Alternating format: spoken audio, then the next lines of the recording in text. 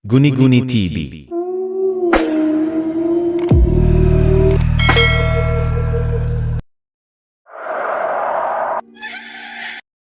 Magandang araw po sa inyong lahat. Sana maibigan niyo ang kwentong ibabahagi ko sa inyo. Ako si Esther, 22 taong gulang. Isang simpleng dalaga mula sa Barrio San Vicente. Isang gabi, may kumatok sa aming bahay. Isang lalaking hindi ko pa nakikita noon. Siya si Leandro, isang gwapo at matipunong lalaki mula sa kabilang baryo. Mabait siya, maginoo at tila lubos ang paghanga sa akin. Ngunit may isang problema. Tuwing nakikita siya ng aso kong si Bantay, nagwawala ito, parang takot at galit na galit. Kinailangan ko pang itali si Bantay sa puno para hindi makagat si Leandro. Mukhang hindi ako gusto ng aso mo, Esther, natatawang sabi niya. Napangiti ako, pero sa loob-loob ko, bakit parang masyado siyang kalmado? Parang alam niyang may dahilan ng aso ko para matakot sa kanya. Lumipas sa mga araw, mas lalong naging matyaga si Leandro sa panliligaw. Tuwing dumadalaw siya, palaging nakatali si Bantay. Ngunit kahit ganoon, tahol ito ng tahol. Parang may nais sabihin. Minsan na naginip ako. Sa panaginip ko, may nakita akong anino sa likod ng bahay namin. Isang anino ng lalaking may mahahabang daliri at tila may matutulis na kuko. At sa tabi nito, si Bantay duguan, wala ng ulo. Nagising akong hinahabol ang hininga ko at nang sumilip ako sa bintana, nakita ko si Leandro. Nakatayo sa labas ng bakod at nakatingin sa akin. Ngunit ang kanyang anino ay parang may mahabang daliri at matutulis na kuko. Nagdesisyon akong magtanong-tanong tungkol kay Leandro. Nagpunta ako sa kabilang baryo, sa lugar na sinasabi niyang pinanggalingan niya. Pero nang banggitin ko ang pangalan niya sa ilang matatanda, halos mamutla sila sa takot. Si Leandro, tanong ng isa, halatang namumutla. Bakit mo siya inahanap, iha? Manliligaw ko po siya, sagot ko. Biglang nagtinginan ng mga matatanda. Pero imposible. Si Leandro ay matagal nang patay. Napaatras ako. Ano pong ibig niyong sabihin? 7 taon na ang nakalilipas, pinatay siya rito. Pinatay? Tanong ko. Halos hindi makapaniwala. Oo, dahil nahuli siyang pumapatay ng mga dalaga. Binubuksan niya ang katawan ng mga biktima at kinakain ang kanilang puso. Nanlamig ang buong katawan ko. Pero, paano siyang nanliligaw sa akin ngayon? Hindi namin alam, pero kung bumalik siya, ibig sabihin, hindi na siya tao. Habang pauwi ako, pakiramdam ko ay may sumusunod sa akin. Madilim na ang paligid. Napansin kong may anino sa likod ko. Mabilis malaki, hindi normal. Biglang may malamig na boses na bumulong sa tenga ko. Alam mo na ang lihim ko, Esther. Paglingon ko si Leandro. Ngunit hindi na siya mukhang tao.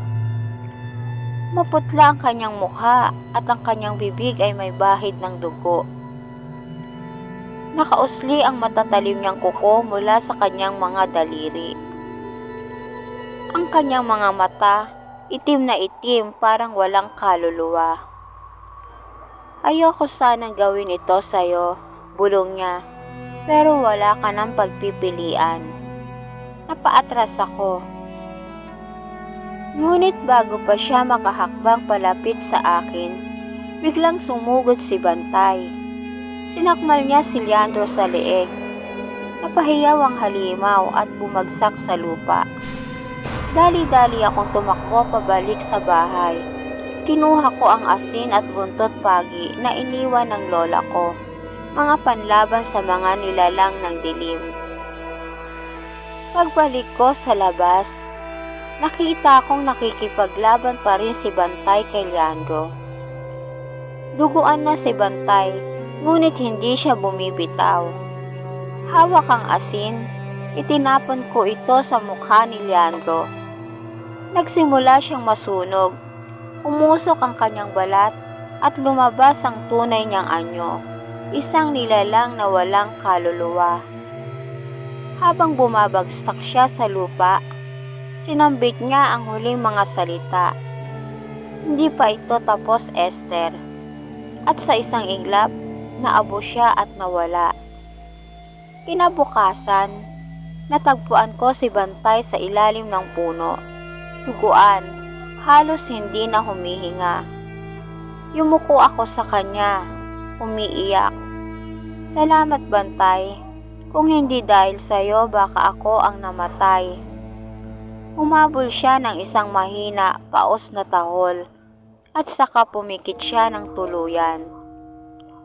Mula noon, hindi na ako muling lumabas ng bahay pagsapit ng dilim.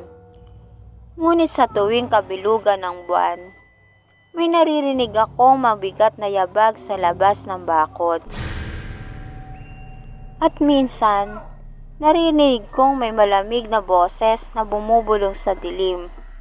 Huwag kang mag-alala, Esther. Babalikan kita.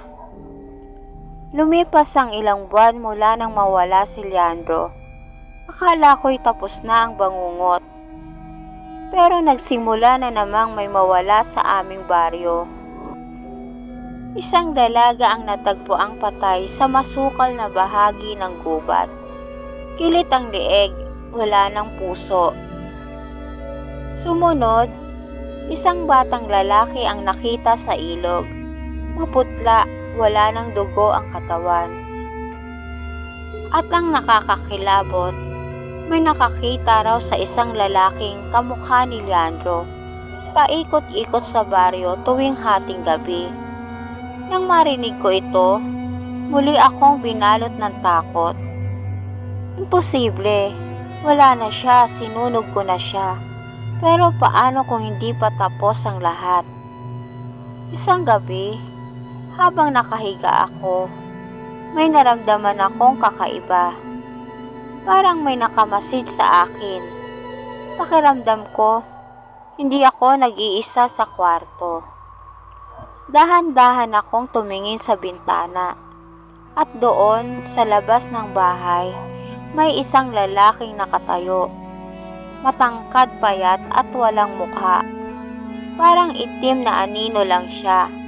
Pero ramdam ko ang titig niya sa akin.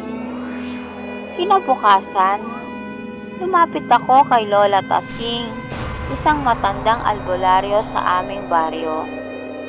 Pagkadinig niya ng pangalan ni Leandro, agad siyang natigilan. Iha, may isang paraan lang para tuluyang mapuksa ang isang nilalang na tulad niya. Ano po yun, Lola? Kailangan mong hanapin ang kanyang puso. Nanlaki ang mga mata ko. Puso?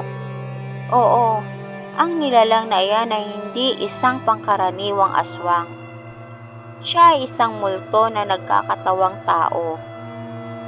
Hanggat hindi mo nakikita at sinisira ang kanyang totoong puso, patuloy siyang magbabalik. Tumindig ang balahibo ko. At ang masama pa, Esther, ikaw ang sunod niyang bibiktimahin. Sinubukan kong huwag matakot. Pero isang gabi, may kumatok sa pintuan namin. Mabigat, malakas, parang may halimaw sa labas. Hinawakan ko ang kutsilyo sa lamesa.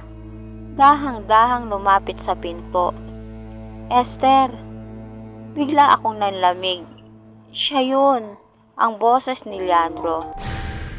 Mahal kita, palabasin mo ako. Hindi ako gumalaw. Biglang lumakas ang hampas niya sa pinto. Palabasin mo ako, Esther. Halos mabali ang kahoy. Takot na takot akong umatras at napansin kong may bumubulong sa likod ko. Nandito na siya. Tumakbo ako palabas ng bahay at mabilis na sumakay sa aking bisikleta. Pero sa madilim na kalsada, naririnig ko ang mga mabibigat na yabag sa likuran ko. Hindi ako makatingin, ayokong lumingon, pero alam kong nandyan siya. Esther, hindi mo ako matatakasan. Paglingon ko, nasa likod ko na siya.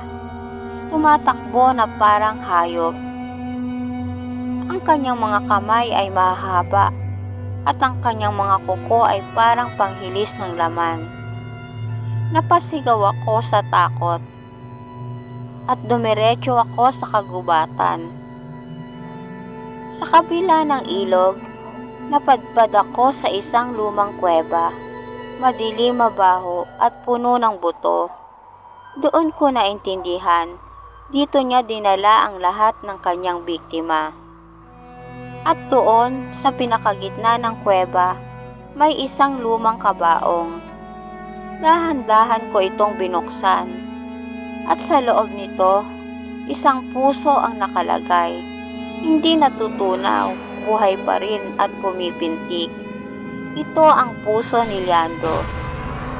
Hindi mo yan pwedeng galawin, Esther. Biglang dumagungdong ang buong kuweba. Nandito na siya. Hawak ang isang matulis na kahoy. Tinusok ko ang puso. Nagsimulang magliyab si Leandro at nangingisay sa sakit. Naglalagablab ang kanyang katawan at ang kanyang sigaw ay umalingaw-ngaw sa buong kuweba. Hindi ito ang katapusan, Esther. Babalik ako. Hanggang sa natunaw siya sa abo at tuluyang nawala. Bumalik ako sa baryo. Ngunit kahit wala na si Leandro, hindi ko pa rin maalis ang takot. Sa tuwing gabi, may nararamdaman pa rin akong anino sa paligid. At minsan, sa panaginip ko, nakikita ko siyang nakangiti. Huwag kang mag-alala, Esther. Hindi kita iiwan. Magbabalik ako. Makalipas ang isang linggo, habang nagbabanlaw ako sa banyo, napatingin ako sa salamin. Nakita ko ang sarili ko. Pero sa likod ko, may isang aninong nakatayo, nakangiti, at bago pa ako makasigaw, biglang humawak ang malamig niyang kamay sa aking balikat. Esther, dito na ako ulit. At dito na po nagtatapos ang aking kwento. Salamat po.